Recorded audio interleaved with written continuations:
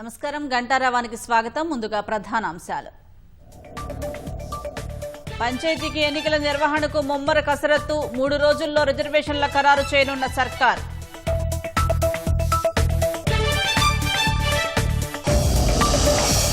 ఈ నెల 24 లేదా 25న పంచాయతీ ఎన్నికల షెడ్యూల్కు అవకాశం, 3 దశల్లో నిర్వహించే యోచనలో రాష్ట్ర ఎన్నికల సంఘం. పొరుగు రాష్ట్రాలతో కాదు, ప్రపంచ నగరాలతోనే పోటీ, గ్లోబల్ సమ్మిట్తో తెలంగాణ సత్తా చాటుతామన్న సీఎం.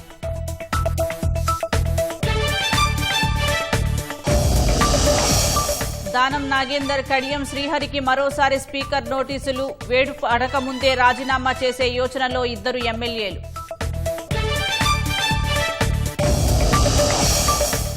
రష్యా ఉక్రెయిన్ యుద్ధం ముగింపునకు 28 సూత్రాల ప్రణాళిక, వచ్చే వారం కల్లా సంతకం చేయాలని జెలెన్స్కీపై ట్రంప్ ఒత్తిడి.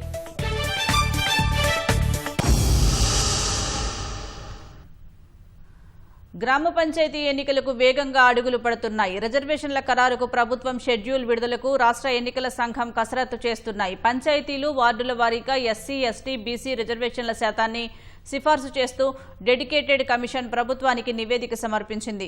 ఆ మేరకు 3 రోజుల్లో రిజర్వేషన్ల ఖరారు చేయాలని సర్కార్ భావిస్తోంది. ఈ నెల 24 లేదా 25న పంచాయతీ ఎన్నికల షెడ్యూల్ విడుదలకు రాష్ట్ర ఎన్నికల సంఘం సిద్దమవుతోంది. డిసెంబర్ 17 వరకు 3 విడతల్లో ఎన్నికలు పూర్తి చేసేందుకు ఎస్ఈసీ కసరత్తు చేస్తోంది. గ్రామ పంచాయతీ ఎన్నికల నిర్వహణకు ప్రభుత్వం, రాష్ట్ర ఎన్నికల సంఘం వేగంగా కసరత్తు చేస్తున్నాయి. ఈ నెల 24న లేదా 25న షెడ్యూల్ విడుదల చేసి డిసెంబర్ 17 నాటికి ఎన్నికలు పూర్తి చేయాలని ఎస్ఈసీ భావిస్తోంది.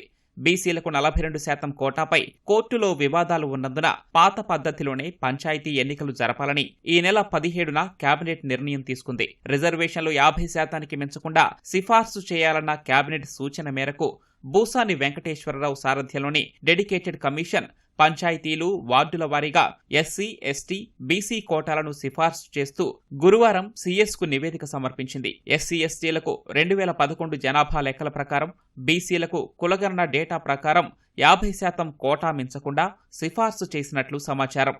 రేపు లేదా ఎల్లుండి కేబినెట్ సమావేశమై డెడికేటెడ్ కమిషన్ సిఫార్సులను ఆమోదించనుంది. ఆ తర్వాత డెడికేటెడ్ కమిషన్ నివేదిక ఆధారంగా పంచాయతీరాజ్ శాఖ గ్రామ పంచాయతీలు, వార్డుల వారీగా రిజర్వేషన్లను ఖరారు చేయనుంది.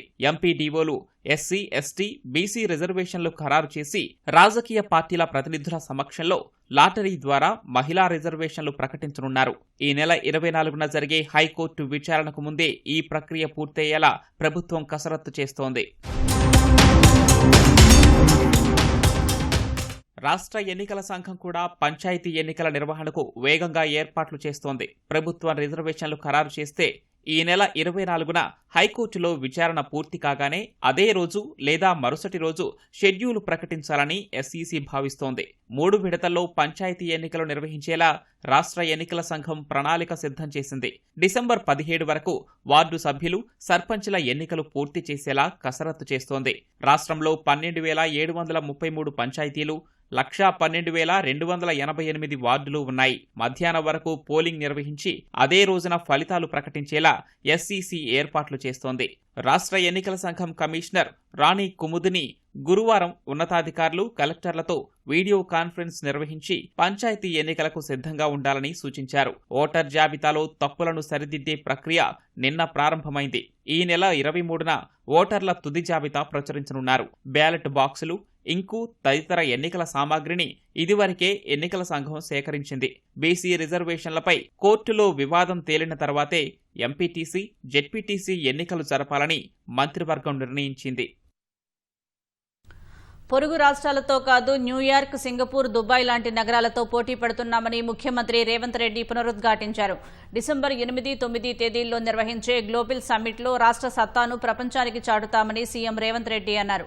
భారత్ ఫ్యూచర్ సిటీలో ఈశాన్య రాష్ట్రాలకు ఉచితంగా స్థలాలు ఇస్తామని హామీ ఇచ్చారు. హైదరాబాద్లోని హైటెక్స్లో జరిగిన తెలంగాణ ఈశాన్య రాష్ట్రాల సాంకేతిక సాంస్కృతిక వేడుకల్లో ఆయన ముఖ్య అతిథిగా పాల్గొన్నారు.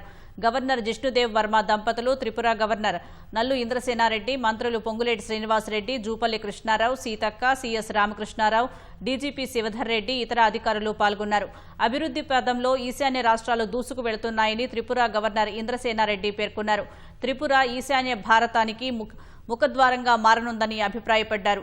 ఐకమత్య భారత్ను ఆవిష్కరించేందుకు ఈ వేడుక నిర్వహిస్తున్నామని గవర్నర్ జిష్ణుదేవ్ వర్మ అన్నారు. This festival was best meant for Hyderabad. As quite a different festival, a cultural festival should not have healthcare, or a healthcare festival should not have culture. We thought of it in a different way, that every art is a science and every science is an art. We believe that everything is scientific and every science has a beauty in it, so it is art. The best way, or the best way to go forward is Gyan and Vigyan, which are together. So in this festival, it comes with that motto, Jnana Vijnana Sahitam. Was Ek Bharat, Shrestha Bharat, the concept of unity. స్పెసిఫిక్గా 8 రాష్ట్రాల నుండి ఇక్కడ ఈ రకమైనటువంటి కార్యక్రమం తీసుకోవటం ఎంతో సంతోషకరమైనటువంటి విషయం. త్రిపుర రాబోయేటువంటి రోజులలో నార్త్ ఈస్టర్న్ స్టేట్స్కే కాకుండా నార్త్ ఈస్ట్ ఏషియన్ దీనికి కూడా ఒక ప్రముఖమైనటువంటి గేట్వే కాబోతుంది.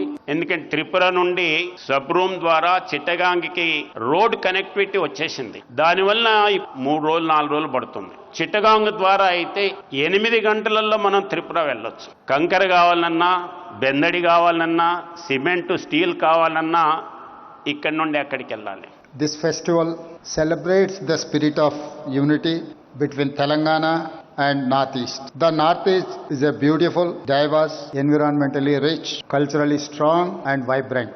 Sadly, as a part of India, we have not discovered fully and properly. We Telugu people feel the pain of our brothers and sisters of the Northeast. We need to ensure we understand and connect with the culture and people of Northeast states better.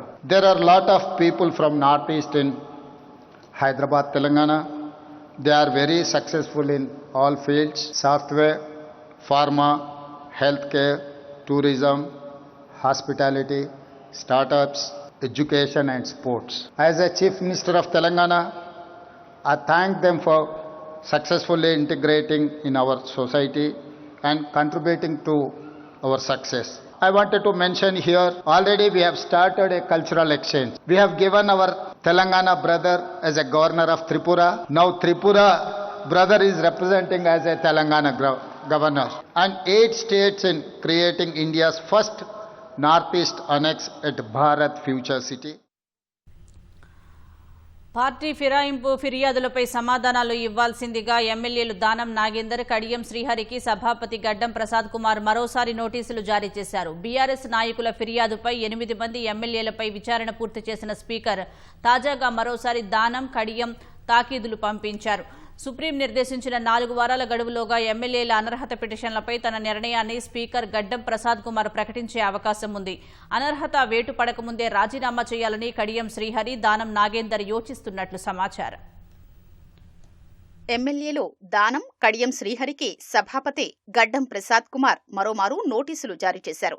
ఈ నెల 23లోగా సమాధానాల్ని affidavit రూపంలో speaker కార్యాలయంలో అందజేయాలని వాటిలో సూచించారు. శాసనసభ్యులు బండ్ల కృష్ణమోహన్ రెడ్డి, ప్రకాష్ గౌడ్, అరెకపూడి గాంధీ, గూడెం మహిపాల్ రెడ్డి, తెల్లం వెంకట్రావు, కాళీ Yadaiah, doctor Sanjay, Kadiyam Srihari, Pocharam Srinivasa Reddy, దానం నాగేందర్లు గత అసెంబ్లీ ఎన్నికల్లో బీఆర్ఎస్ తరపున గెలిచి కాంగ్రెస్లో చేరారని, వీరిపై అనర్హత వేటు వెయ్యాలని కోరుతూ గులాబీ పార్టీ ఎమ్మెల్యేలు స్పీకర్కు ఫిర్యాదు చేశారు. స్పీకర్ నిర్ణయం తీసుకోవడంలో జాప్యం జరుగుతోందని సుప్రీంకోర్టును ఆశ్రయించారు. 3 నెలల్లోగా తేల్చాలంటూ సర్వోన్నత న్యాయస్థానం సభాపతికి సూచించింది.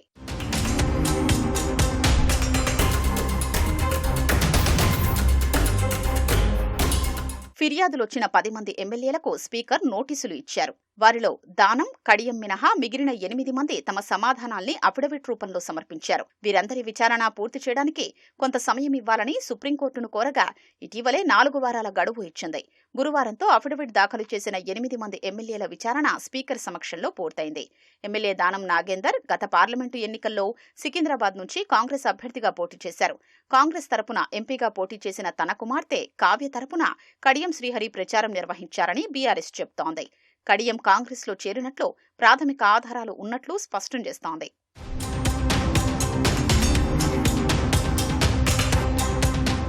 అనర్హత వేటు పడకముందే రాజీనామా చేయాలని Khairatabad MLA Danam Nagender, station Ghanpur MLA Kadiyam Srihari నిర్ణయించుకున్నట్లు తెలుస్తోంది. కాంగ్రెస్ పెద్దలను సంప్రదించి టికెట్ ఖరారు చేసుకున్న తర్వాత పదవిని వదిలే యోచనలో ఉన్నట్లు సమాచారం. కాంగ్రెస్ నాయకత్వం ఆ 2 నియోజకవర్గాల్లో పార్టీ బలాబలాల్ని అంచనా వేసుకుంటున్నట్లు తెలుస్తోంది. సుప్రీంకోర్టు నిర్దేశించిన గడువులోగా ఫిరాయింపు ఆరోపణలు ఎదుర్కొంటున్న 10 మంది ఎమ్మెల్యేలపై తన నిర్ణయాన్ని స్పీకర్ ప్రకటిస్తారని సమాచారం. ప్రపంచ కప్ బాక్సింగ్ కప్ ఫైనల్స్ లో స్టార్ బాక్సర్ నిఖత్ జరీన్ స్వర్ణంతో మెరిసింది. మహిళల 51 కేజీల విభాగంలో జరిగిన ఫైనల్లో నిఖత్ 5-0తో చైనీస్ తైపీకి చెందిన గవో యీగ్ జువాన్ ను చిత్తు చేసింది. తొలి రౌండ్ నుంచే ప్రత్యర్థిపై ఎదురుదాడికి దిగిన నిఖత్ పంచులతో విరుచుకుపడింది. చివరి వరకు అదే జోరు కొనసాగించి సునాయాసంగా విజయాన్ని సొంతం చేసుకుంది. ఇటీవల ప్రపంచ ఛాంపియన్షిప్ లో క్వార్టర్స్ లో ఓడిపోయిన నిఖత్ జరీన్ స్వర్ణంతో ఫామ్ నిరూపించుకుంది. మరో 8 పసిడి పతకాలు భారత్ ఖాతాలో చేరాయి. మొత్తంగా 9 స్వర్ణాలు, 6 రజతాలు, 5 కాంస్యాలతో కలిపి 20 పతకాలు గెలిచి భారత్ పతకాల పట్టికలో అగ్రస్థానంలో నిలిచింది. ప్రపంచ బాక్సింగ్ కప్ తుదిపొరిలో స్వర్ణ పతకం సాధించిన బాక్సర్ నిఖత్ జరీన్ కు సీఎం రేవంత్ రెడ్డి శుభాకాంక్షలు తెలిపారు. మరోసారి ప్రపంచ వేదికపై నిఖత్ దేశ కీర్తిని నలుదిశలా చాటారని కొనియాడారు. ఈ విజయం యువ క్రీడాకారులకు స్ఫూర్తిదాయకంగా నిలుస్తుందని సీఎం వెల్లడించారు. బాక్సర్ నిఖత్ మరోసారి తెలుగు జాతి గౌరవాన్ని ఖండాంతరాలు దాటించిందని మంత్రి పొన్నం ప్రభాకర్, పీసీసీ అధ్యక్షులు మహేష్ కుమార్ గౌడ్ తెలిపారు. మరిన్ని పోటీల్లో ఆమె విజయం సాధించి దేశ రాష్ట్ర ప్రతిష్టను మరింత పెంచాలని ఆకాంక్షించారు. నిర్మల్ జిల్లా సోన్ మండలం సిద్దులకుంటలో D1 పట్టా భూ వివాదం మళ్లీ మొదలైంది. ఎస్ఆర్ఎస్పీ ముంపు నిర్వాసితులైన తమకు కేటాయించిన భూమిపై నకిలీ D1 పట్టా సృష్టించారంటూ 10 ఏళ్లుగా గ్రామస్తులు పోరాటం చేస్తున్నారు. కొంతకాలం సామరస్యంగా ఉన్న ఈ వివాదం తాజాగా గ్రామంలో పోలీసుల బలగాలు రావడంతో అందరూ విస్తుపోయారు. హైకోర్టు స్టే ద్వారా పోలీస్ బందోబస్తు మధ్య భూమిలో విద్యుత్ స్తంభాలు వేసేందుకు D1 పట్టాదారుడు సిద్ధమయ్యాడు. దీంతో గ్రామస్తులు ఆందోళనకు దిగడంతో పట్టాదారుడు, విద్యుత్ స్తంభాల గుత్తేదారు రాకపోవడంతో పోలీసులు తిరిగి వెళ్లిపోయారు. గ్రామంలో నీటి విలువలు లేక ఇబ్బంది పడుతున్న తమకు చెరువును నిర్మించాలని కొన్నేళ్లుగా పోరాడుతున్నా ఎవరూ పట్టించుకోవటం లేదని రైతులు ఆవేదన వ్యక్తం చేశారు. ఇదిలా ఉండగా ఆ భూమిలో ఓ వ్యక్తి నకిలీ D1 పట్టా సృష్టించి కబ్జాకు ప్రయత్నిస్తున్నాడని వారు ఆరోపించారు. 2018లో ఇష్యూ అయిందండి పాస్బుక్. ఈ 2018 పాస్బుక్ పట్టుకుని ఆర్ఐకి డబ్బులు ఇచ్చి కరెంట్ కనెక్షన్ సీఫామ్ ఇచ్చిండు. సో ఆర్ఐ సార్ సీఫామ్ ఇచ్చింది కూడా మేము ఏం చేసినామంటే పని ఒత్తిడి వల్ల నేను చూసుకోలేక ఇచ్చినా అని చెప్పేసి కూడా రాసిస్తే కరెంట్ ఎలక్ట్రికల్ డిపార్ట్మెంట్ లో కూడా ఇచ్చినాం. వాళ్ళు కౌంటర్ చేయకుండా మా మీద కంటెంప్ట్ వచ్చింది, మా కంటెంప్ట్ ఆర్డర్స్ వచ్చినాయి అని చెప్పేసి అక్కడ పోల్ చేస్తామని చెప్పి తాతాలాడుతున్నారు. నేను టీవీలో ఉంది సార్, అసలు యాక్చువల్ అయితే గంగారాం అతను పొజిషన్ లో కూడా లేదు ల్యాండ్. ఆ రెవెన్యూ వాళ్ళు వచ్చి పొజిషన్ లో లేదని కూడా ఇంటి అంటే లిఖితపూర్వకంగా రాసిస్తలేదు. మరో 2 రోజులు దీన్ని ఎలాంటి యాక్షన్ లేకుంటే కలెక్టర్ ని ముట్టడిస్తాం, మరియు మా గ్రామానికి ఎలక్షన్ కూడా రద్దు చేస్తామని ముందస్తు హెచ్చరికలు ఇస్తున్నాం. మాకు ఇప్పుడు ఏం అవసరం లేదు సార్, మాకు ఊరు అవసరాల కోసం ఇక్కడ చెరువు నిర్మిస్తాం అనుకుంటున్నాం. వ్యవసాయంతో బతికే గ్రామము, మేము 300 ఫీట్లు వేసినా మాకు ఇక్కడ వాటర్ పడి, మేము వ్యవసాయంతో బతికే కుటుంబాలు కాబట్టి మాకు అప్పుడు తలాపున అక్కడ ఒక 20 ఎకరాలతో మాకు చెరువు నిర్మిస్తే మా ఊరు గ్రౌండ్ వాటర్ పెడితే మేము వ్యవసాయంతో బతుకుతామని పూర్తి గవర్నమెంట్ సిబ్బందికి మేము విన్నవించుకొని చెప్తున్నాము. గుర్తు తెలియని దుండగులు పత్తి పంటకు నిప్పంటించిన ఘటన నారాయణపేట జిల్లా ఉట్కూరు మండలంలో చోటు చేసుకుంది. కుర్వా మల్లప్ప అనే రైతు సాగు చేసిన 10 ఎకరాల పత్తిని పొలంలో ఒక దగ్గర సేకరించి పెట్టాడు. మల్లప్ప పత్తిని ఏరేందుకు మహిళా కూలీలను పొలం దగ్గరకు తీసుకువచ్చాడు. అనంతరం పత్తి అమ్మేందుకు కూలీలను తీసుకురావడానికి వెళ్లాడు. అదే సమయంలో గుర్తు తెలియని దుండగులు పత్తికి నిప్పంటించి పరారైనట్లు అక్కడ ఉన్నవారు గుర్తించారు. మంట పెరగడంతో కూలీలు నియంత్రించలేకపోయారు. ఫైర్ ఇంజిన్ అధికారులు మంటలను ఆర్పివేశారు. కష్టపడి పండించిన పత్తి చేతికొచ్చే సమయానికి దుండగులు ఎంత పని చేశారంటూ రైతు కుటుంబ సభ్యులు కన్నీళ్లు పెట్టుకున్నారు. మొత్తం 40 క్వింటాళ్ల పత్తి ఉండగా దాదాపుగా 25 క్వింటాళ్ల వరకు అగ్నికి ఆహుతైనట్లు స్థానికులు తెలిపారు.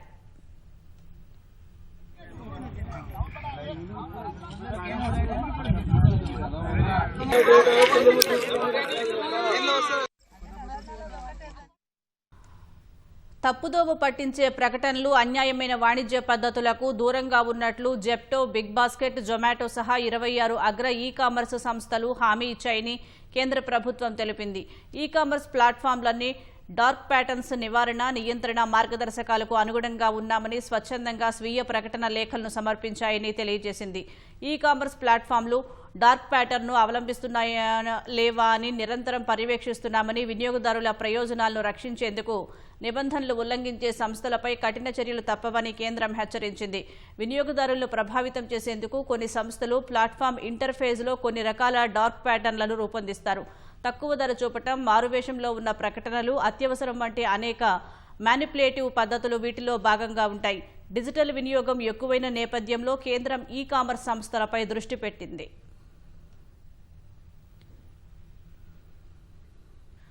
పశ్చిమ బెంగాల్లో నిర్వహిస్తున్న ప్రత్యేక ఓటరు జాబితా సవరణను ఆపాలని ఆ రాష్ట్ర ముఖ్యమంత్రి మమతా బెనర్జీ డిమాండ్ చేశారు. ఈ మేరకు కేంద్ర ఎన్నికల సంఘానికి ఓ లేఖ రాశారు.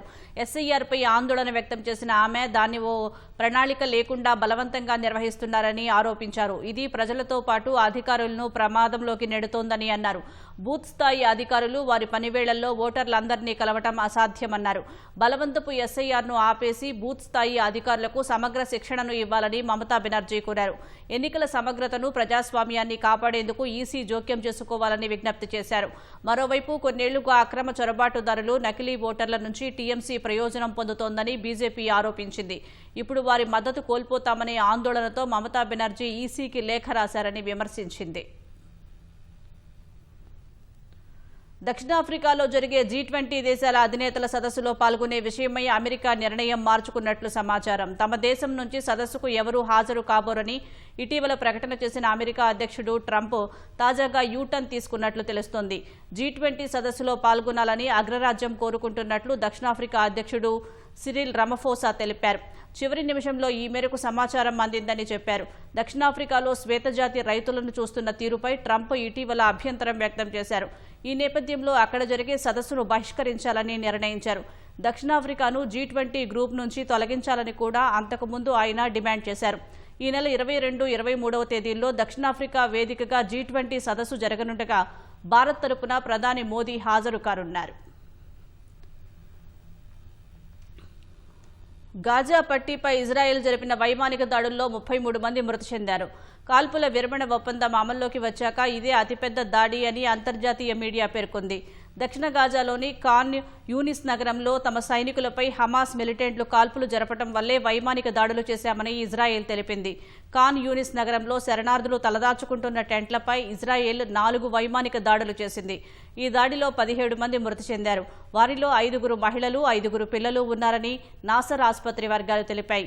గాజా నగరంలోని ఓ భవనంపై ఇజ్రాయెల్ జరిపిన 2 వైమానిక దాడుల్లో 7 పిల్లలు, 3 మహిళలు సహా 16 మంది మృతి చెందారు. ఇజ్రాయెల్ దాడులను హమాస్ ఖండించింది. ఇజ్రాయెల్ దళాలపై తాము కాల్పులు జరపలేదని తెలిపింది. కాల్పుల విరమణ ఒప్పందం అమల్లోకి వచ్చాక ఇజ్రాయెల్ జరిపిన దాడుల్లో 300కు పైగా మృతి చెందారని గాజా ఆరోగ్య శాఖ వెల్లడించింది.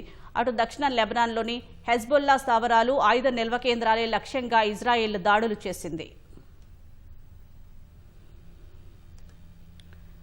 ఒకప్పుడు ఇంట్లో ఒకరు పనిచేస్తే కుటుంబం హాయిగా జీవనం సాగించేది. కానీ ఇప్పుడు పరిస్థితి మారింది. భార్యాభర్తలు పనిచేస్తే గాని బతుకు బండి ముందుకు సాగని పరిస్థితులు చాలా కుటుంబాల్లో కనిపిస్తున్నాయి.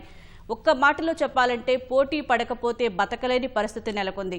అయితే ఈ పరిస్థితి కొన్ని రోజులే ఉంటుందని ప్రపంచ కుబేరుడు ఎలాన్ మస్క్ తెలిపారు. మళ్లీ పాత రోజులే వస్తాయని పేర్కొన్నారు. భవిష్యత్తులో అవసరం కోసం కాకుండా అభిరుచి కోసం ఉద్యోగం చేస్తారని మస్క్ జోస్యం చెప్పారు. అంతేకాదు డబ్బుకు కూడా పెద్దగా విలువ ఉండదని అభిప్రాయపడ్డారు. కృత్రిమ మేధ సాంకేతికత వల్ల భవిష్యత్తులో ఉద్యోగం చేయడం అనేది ఐచ్ఛికం మాత్రమే అవుతుందని టెస్లా సీఈఓ ఎలాన్ మస్క్ అభిప్రాయపడ్డారు. డబ్బు కూడా అసంబద్ధంగా మారుతుందని మస్క్ జోస్యం చెప్పారు. కృత్రిమ మేధ పెరగడం, హ్యూమనాయిడ్ రోబోలు పేదరికాన్ని పారదోలుతాయని వివరించారు. వాషింగ్టన్లో జరిగిన యుఎస్ సౌదీ ఇన్వెస్ట్మెంట్ ఫోరంలో మస్క్తో పాటు ఎన్విడియా సీఈఓ జెన్సెంగ్ హువాంగ్ పాల్గొన్నారు. ఈ సందర్భంగా మాట్లాడిన మస్క్ రాబోయే రోజుల్లో చేయడానికి పనులేమీ ఉండబోవని వివరించారు. అందుకు అది 10 ఏళ్లు లేదా 20 ఏళ్లైనా పట్టొచ్చని చెప్పుకొచ్చారు. ఉద్యోగం అనేది అవసరం కోసం కాకుండా అభిరుచిని బట్టి చేసే రోజులు రాబోతున్నాయని ప్రపంచ కుబేరుడు పేర్కొన్నారు. మస్క్ మాటలతో ఏకీభవించినట్లు ఎన్విడియో సీఈఓ జెన్సెంగ్ హువాంగ్ తలాడించారు. Sure. Well, if you say like in the long term, where will things end up? Long term, I don't know what long term is. Maybe it's 10, 20 years, something like that. For me, that's long term. My prediction is that work will be optional. Optional. So we'll take that. Yeah. I mean, it'll be like playing sports or a video game or something like that. If you want to work, in the same way, like You can go to the store and just buy some vegetables, or you could grow vegetables in your backyard. It's much harder to grow vegetables in your backyard, but some people still do it because they like growing vegetables. That will be what work is like, optional. AI వల్ల డబ్బు అవసరం కూడా పెద్దగా ఉండబోదంటూ Musk వ్యాఖ్యానించారు. AI, robotics అనేవి పేదరికాన్ని పూర్తిగా పారదోలుతాయని Musk విశ్వాసం వ్యక్తం చేశారు. పేదరికాన్ని సామాజిక సమస్య కాదని ఇంజనీరింగ్ సమస్యగా అభివర్ణించారు. దాన్ని ఏఐ సరిచేస్తుందన్నారు. ప్రాథమిక వస్తువులు, సేవల ఖర్చులను ఏఐ, రోబోటిక్స్ గణనీయంగా తగ్గిస్తాయని అంచనా వేశారు. తద్వారా పేదరికం అంతమవుతుందన్నారు. పేదరికాన్ని రూపుమాపడానికి ఎన్నో ఎన్జీఓలు తమ వంతు ప్రయత్నం చేస్తున్నప్పటికీ వాటి వల్ల సాధ్యం కానిది ఏఐ, హ్యూమనాయిడ్ రోబోలతో సాధ్యం కానుందని జోస్యం చెప్పారు. ఆ రంగంలో టెస్లా అగ్రగామిగా ఉంటుందని చెప్పుకొచ్చారు. ఇతర కంపెనీలు సైతం హ్యూమనాయిడ్ రోబోలను తయారు చేస్తాయని టెస్లా అధినేత అన్నారు. రష్యా ఉక్రెయిన్ యుద్ధం ముగింపునకు 28 సూత్రాల శాంతి ప్రణాళికను అమెరికా అధ్యక్షుడు ట్రంప్ రూపొందించినట్లు తెలుస్తోంది. దీనిపై వచ్చే గురువారం నాటికి ఉక్రెయిన్ అధ్యక్షుడు జెలెన్స్కీ సంతకం చేయాలని అగ్రరాజ్యం భావిస్తున్నట్లు సమాచారం. ఈ ప్రతిపాదనను ఈ నెలాఖరు కల్లా మాస్కోకు సమర్పించి డిసెంబర్ తొలి వారానికల్లా ఈ ప్రక్రియ పూర్తి చేయాలని అమెరికా ఆలోచనగా ఉన్నట్లు మీడియాలో కథనాలు వెలువడ్డాయి. ట్రంప్ పశ్చిమాసియా రాయబారి స్టీవ్ విట్కాఫ్, రష్యా అధ్యక్షుడు పుతిన్ సన్నిహితుడు దిమిత్రివ్ కలిసి 28 సూత్రాల శాంతి ప్రణాళికపై కసరత్తు చేసినట్లు తెలిపాయి. ఈ ప్రతిపాదనకు ట్రంప్ ఆమోదముద్ర వేసినట్లు వెల్లడించాయి. ఉక్రెయిన్ కొంత భూభాగాన్ని వదులుకొని సైన్యాన్ని తగ్గించుకోవాలని ప్రణాళికలో పేర్కొన్నట్లు వివరించాయి. ఉక్రెయిన్ నాటో కూటమిలో చేరకుండా తటస్థ దేశంగా కొనసాగాలని పేర్కొన్నాయి. శాంతి ప్రణాళిక పూర్తిగా రష్యాకు అనుకూలంగా ఉందని ఉక్రెయిన్ అధ్యక్షుడు జెలెన్స్కీ దాన్ని ట్రంప్నకు పంపినట్లు సమాచారం. ఈ శాంతి ప్రణాళికపై ఇప్పటి వరకు అమెరికా అధికారికంగా ఎలాంటి ప్రకటన చేయలేదు. రంగారెడ్డి జిల్లా మొయినాబాద్ మండలం కనక మామిడి వద్ద ప్రమాదం జరిగింది. హైదరాబాద్ బీజాపూర్ జాతీయ రహదారిపై 2 కార్లు ఎదురెదురుగా వచ్చి ఢీకొన్నాయి. ఈ ప్రమాదంలో ఓ వ్యక్తి అక్కడికక్కడే చనిపోయాడు. మరో 5గురి పరిస్థితి విషమంగా ఉంది. పోలీసులు ఘటనా స్థలానికి చేరుకుని సహాయక చర్యలు చేపట్టారు.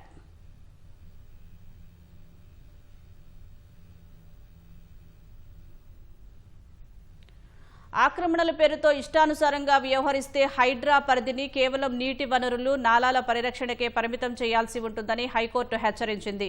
హైడ్రా పరిధిపై ఎవరికీ స్పష్టత లేదని, జీహెచ్ఎంసీ చట్టంలోని ఏ నిబంధనల కింద పనిచేస్తుందని ఉన్నత న్యాయస్థానం ప్రశ్నించింది. కోర్టు ఉత్తర్వులకు విరుద్ధంగా సంధ్యా కన్వెన్షన్ కూల్చివేతపై దాఖలైన ధిక్కరణ పిటిషన్పై జస్టిస్ బి విజయసేన్ రెడ్డి విచారణ జరిపారు. నోటీసులు జారీ చేసినా స్పందించకపోవడంతోనే హైడ్రా చర్యలు చేపట్టాల్సి వచ్చిందని అదనపు అడ్వకేట్ జనరల్ కోర్టుకు తెలిపారు. చట్ట ప్రకారమే కూల్చివేతలు జరిగాయని, కోర్టు ఉత్తర్వులను ఉల్లంఘించలేదని చెప్పారు.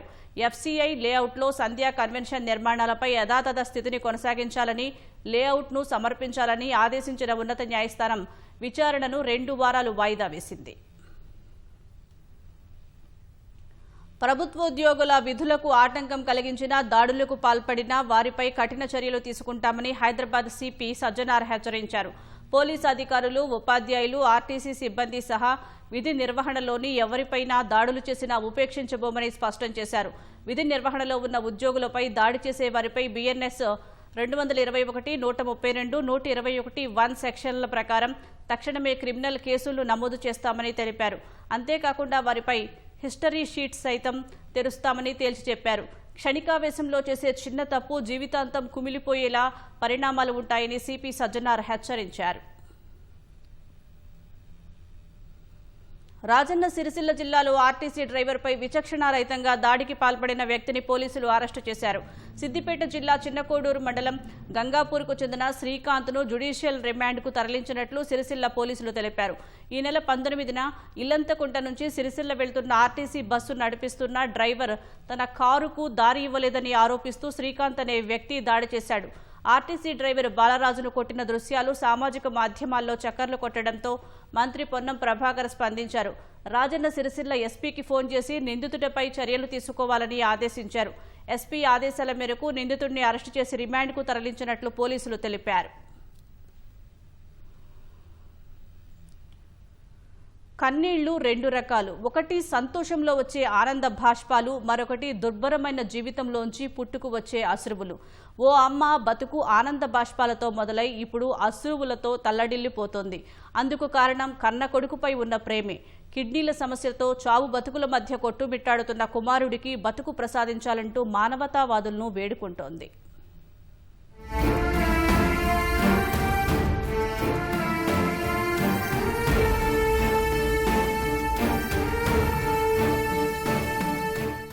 ఆదిలాబాద్ జిల్లా తాంసికి చెందిన పొచ్చుబాయిది దయనీయ గాథ. 20 ఏళ్ల కిందట మహారాష్ట్రకు చెందిన సుభాష్తో పెళ్లైంది. తొలి సంతానంగా కుమారుడు హరీష్ పుట్టిన వేళ ఆమె ఆనందానికి అవధులు లేకుండా పోయాయి. కాని ఆ ఆనందం కొన్నాళ్లకే పరిమితమైంది. కోవిడ్ సమయంలో హరీష్ ఓ రోజు కళ్లు తిరిగి పడిపోయాడు. హైదరాబాద్లోని వైద్యులకు చూపిస్తే కిడ్నీల సమస్య ఉందని తేలింది. తండ్రి సుభాష్ ఓ కిడ్నీ ఇచ్చేందుకు ముందుకొచ్చినప్పటికీ కరోనా లాక్డౌన్ కారణంగా హైదరాబాద్ నుంచి వెనుదిరిగారు. ఆ తర్వాత భార్యా పిల్లల్ని వదిలేసిన సుభాష్ ఎక్కడికి వెళ్లిపోయాడో తెలియదు. ఇప్పటికే ఇంటికి తిరిగి రాలేదు. చేతిలో చిల్లి గవ్వలేని ఆ తల్లి మంచానికి పరిమితమైన కొడుకును చూస్తూ కుమిలిపోతోంది.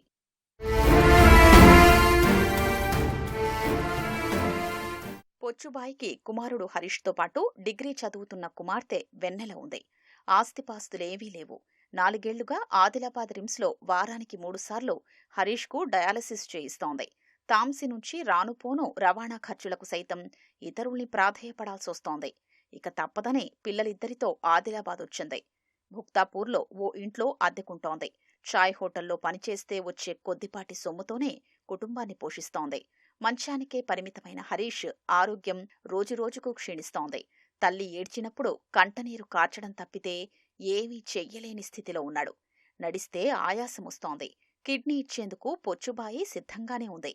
కాని ఆమెకు ఆరోగ్యం సహకరించడం లేదు. కుమారుణ్ణి బతికించండని తల్లి కన్నీళ్లతో వేడుకుంటే తనకు బతకాలని ఉందనే హరీష్ మౌనరోదన ఆ కుటుంబ దైన్యాన్ని సూచిస్తోంది. నేను 10th వరకు చదువుకున్నాను. అప్పుడు డయాలసిస్ వాంతులు డయాలసిస్ స్టార్ట్ అయిపోయింది. అప్పటి నుంచి ఇప్పటి వరకు 6 సంవత్సరాలు అవుతుంది డయాలసిస్. నేను కాలేజ్కు వెళ్ళాలనుకున్నాను కానీ డయాలసిస్ వల్ల కాలేజ్కి కూడా వెళ్ళలేకపోతున్నాను. హాస్పిటల్లోనే దినమంతా గడిచిపోతుంది. ఇక కాలేజ్ విషయం అయితే లేనే లేదు. నాకు కూడా కాలేజ్కి వెళ్ళాలని ఉన్నది. దయచేసి నాకు ప్రాణం పోయండి. నాకు నా కొడుకు కాలే సార్, నా కొడుకు కాలే. నాకు ఎదిగే కొడుకు. నాకు మమ్మీ నేను ఏమన్నా జీతం చేసి పెడుతుంటే నేను హోటళ్ళ పని చేయనియకపోతుంటేనే అంటాడు. ఇప్పుడు నేను ఎట్లా చేసిన నా కొడుకు ఎట్లా అవుతాడు అనుకున్న భయం ఉన్నది. దయ చేసిన కొడుకుని మాత్రం కాపాడండి సార్. మీకు దయ చేసిన చేతులు జోడించి మొక్కుతుంది సార్. మొత్తం నాకు కిడ్నీ తీసుకొని ఏమి తీసుకొని నేను చచ్చిపోయిన పర్వాలేదు సార్. నాకు నా కొడుకు మాత్రం కావాలి. నాకు పైసలు లేవు, డబ్బులు లేవు, చేను లేదు, చెట్టు లేదు, ఏమి లేదు. ఇల్లు తాంసిలా చెట్టు కింద ఉన్నట్టున్నాం. మరి ఏమీ లేదు మాకు. తల్లి లేదు, తండ్రి లేరు, అన్నదమ్ములు లేరు. ఇప్పుడు దేవుడి దయ మీలే దేవుళ్ళు. పొచ్చుబాయి పడే కష్టం ఇరుగు పొరుగు వారిని బాధకు గురిచేస్తోంది. వయసుకొచ్చిన పిల్లలతో ఆనందంగా గడపాల్సిన సమయంలో ఆకలితో అలమటిస్తున్నారని ఆవేదనకు గురిచేస్తోంది. బాబుకు స్టీమ్ థెరపీ 3 times చేయమన్నారు. అది బాంబే దగ్గర అండి. కాకుంటే 1 time చేసాం. అది కూడా చందాల రూపంలో డబ్బు సంపాదించి 1.5 లక్ష ఖర్చు పెట్టి స్టీమ్ థెరపీ ఒక్కసారి చేసాం. ఇంకా 2 సార్లు చేసేది ఉంది. కానీ డబ్బు లేక మధ్యన ఆగిపోయింది. ఈ బాబు పరిస్థితి ఇలా ఉంది. ఆ బాబుని బ్రతికించుకోవాలన్న తపన తప్ప ఇంకా మరేమీ లేదు. ఆమె చిన్న క్యాంటీన్ నడుపుతూ 150 రూపాయలు రోజుకు సంపాదిస్తుంది. వారానికి 3 సార్లు డయాలసిస్ వెళ్తుంది. దానివల్ల ఆమెకు చేతిలో మిగిలింది ఏం లేదు. సీతకరాని కష్టాలతోటి ఆమె బ్రతికే ఒక దుర్భరంగా మారింది.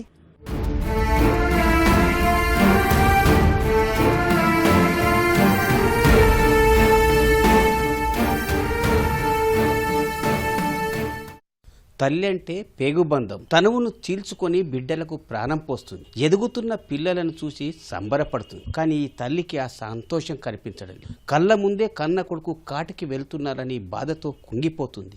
మానవతావాదులు ఆదుకోవాలని కన్నీళ్లతో వేడుకుంటుంది. కెమెరామెన్ కిరణ్తో మణికేశ్వర్, ఈటీవీ న్యూస్, ఆదిలాబాద్.